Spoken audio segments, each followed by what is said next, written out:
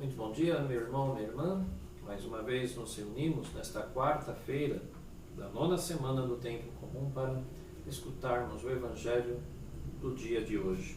Hoje também fazemos memória a São Carlos Langan e seus companheiros. O Senhor esteja convosco, Ele está no meio de nós. Proclamação do Evangelho de Jesus Cristo, segundo Marcos. Glória a vós, Senhor. Então foram até ele alguns saduceus, os quais dizem não existir a ressurreição, e o interrogavam: Mestre, Moisés deixou-nos escrito: se alguém tiver irmão que morra deixando uma mulher sem filhos, tomará a ele a viúva e suscitará descendência para o seu irmão. Havia 7 irmãos. O primeiro tomou mulher e morreu sem deixar descendência. O segundo tomou-a e morreu sem deixar descendência. E o mesmo sucedeu ao terceiro. E os 7 não deixaram descendência. Depois de todos também a mulher morreu. Na ressurreição, quando ressuscitarem, de qual deles será a mulher? Pois que os 7 a tiveram por mulher. Jesus disse-lhes: não estáis errados, desconhecendo tanto as Escrituras como o poder de Deus? Pois quando ressuscitarem dos mortos, nem eles se casam, nem elas se dão em casamento, mas serão como anjos nos céus. Quanto aos mortos que hão de ressurgir, não lestes no livro de Moisés, no trecho sobre a sarça, como Deus lhe disse: eu sou o Deus de Abraão, o Deus de Isaque e o Deus de Jacó?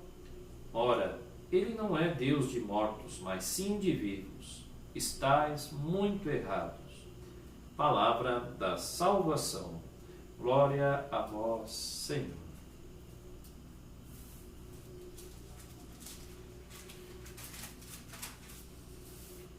Em nome do Pai, do Filho e do Espírito Santo. Amém.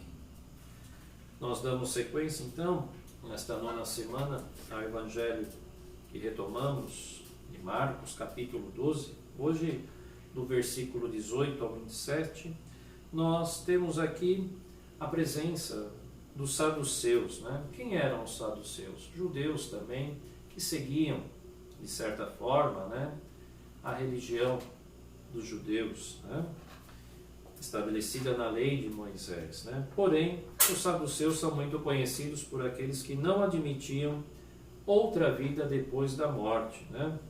E também os saduceus eram conhecidos como um grupo que se preocupava muito com as coisas materiais, eram materialistas ao extremo, né? Eles tinham como um horizonte de vida sempre o acúmulo de cada vez mais matérias deste mundo, né? Posses, os bens deste mundo, né?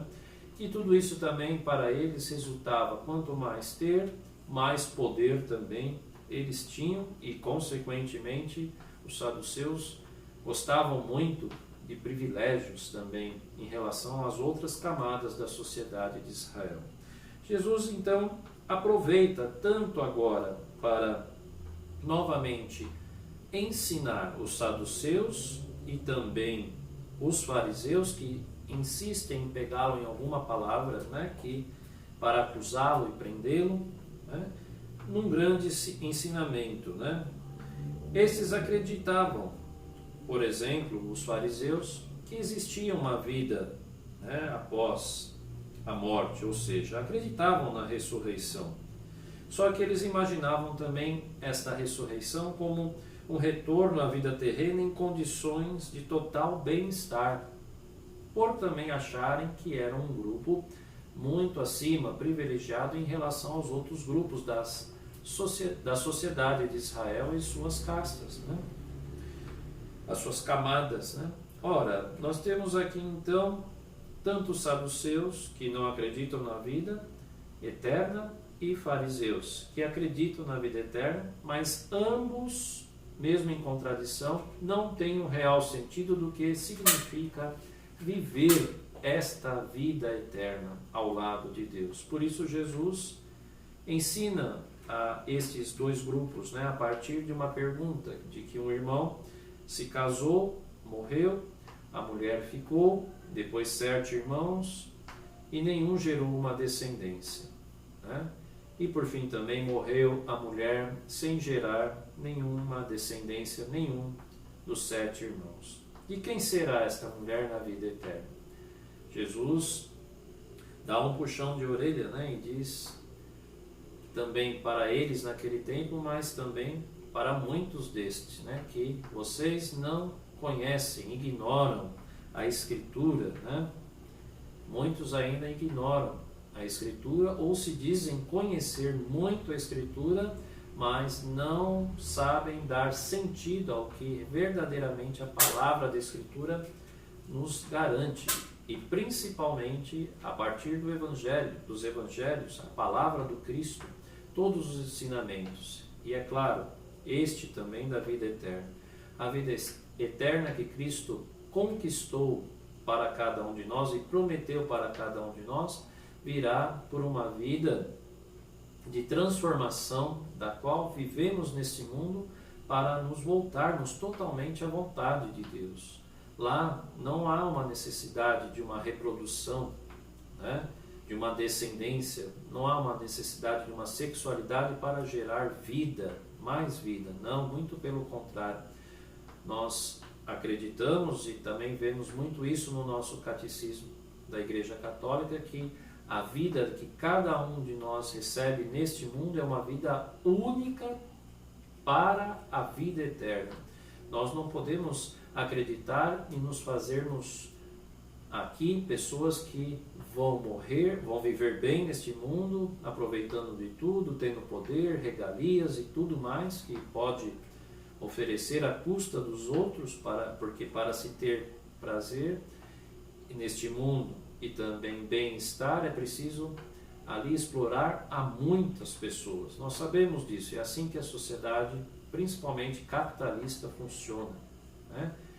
Para que poucos tenham poder e regalias, muitos são explorados ao extremo das suas forças, né? Nós sabemos como isso acontece. Cristo, então, nos garante e nos ensina com esse puxão de orelha, né? Vocês desconhecem as Escrituras e também o poder de Deus. Desconhecer a Escritura é não saber estar atento e viver pela palavra do Cristo agora, a palavra plena e definitiva do Pai. E o poder de Deus? O poder de Deus é de, como fez com o seu Filho Jesus Cristo, ressuscitando da morte, também Deus quer, através dos méritos de Cristo e sua obediência, ressuscitar a cada um de nós também para uma vida nova, uma vida eterna ao seu lado, onde as necessidades temporais já não existirão mais. E Jesus coloca, todos viverão como anjos, ou seja, contemplando, vivendo, intercedendo na vontade plena da visão beatífica do próprio Deus. Ou seja, estaremos com Deus e com Cristo, né? Então, meu irmão, minha irmã, quanto à ressurreição dos mortos, a Escritura nos ilumina. O Deus de Jesus é o Deus da vida única, da vida neste mundo, que é fortificada para uma vida eterna, para aqueles que creem em Jesus Cristo e na ressurreição dos mortos, que somos todos nós, cristãos e cristãs, que seguem o próprio Cristo, né? Sua força, então, é uma força que se tornou força de vida, e uma vida integral, uma vida definitiva ao lado de Deus, ou seja, uma vida sem fim, uma vida eterna.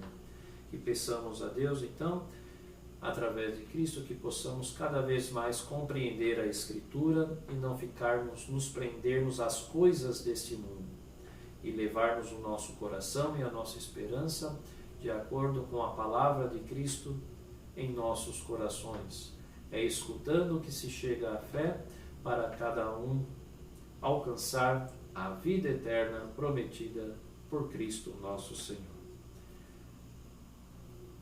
Façamos então a oração que o próprio Cristo nos ensinou.